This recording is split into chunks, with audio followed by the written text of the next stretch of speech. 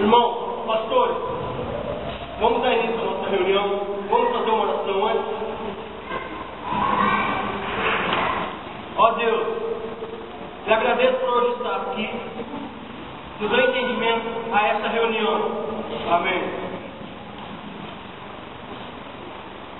Vamos dar início a essa reunião. Eu passo a palavra ao presidente. Vicecário, o amigo é amado da sua igreja e tem a sua família. Não posso considerar esse seu desejo. Isso é uma loucura.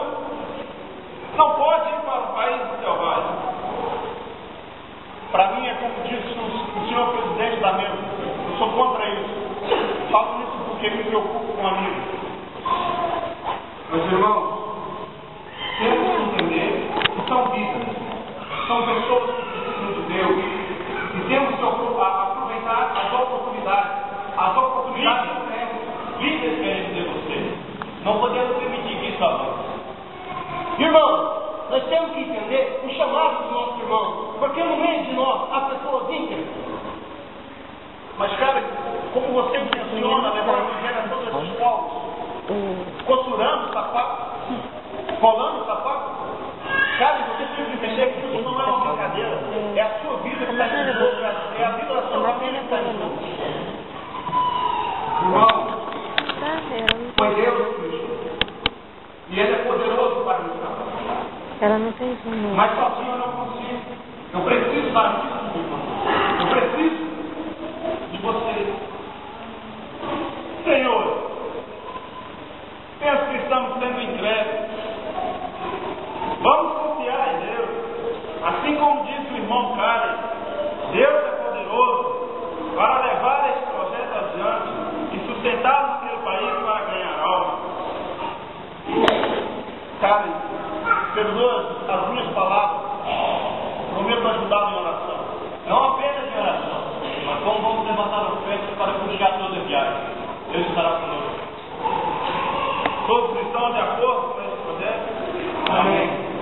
Vamos levantar e fazer uma oração para que Deus possa abençoar. Senhor meu Deus, em nome de Jesus, neste momento iniciamos aqui, ó Deus, na tua presença, este projeto, ó Pai, de enviar o teu servo ali naquele país, ó Pai. E o Senhor, em nome de Jesus, dará vitória, Pai, para que o seu nome seja engrandecido ali naquele lugar, Pai, em nome de Jesus. Amém. Amém.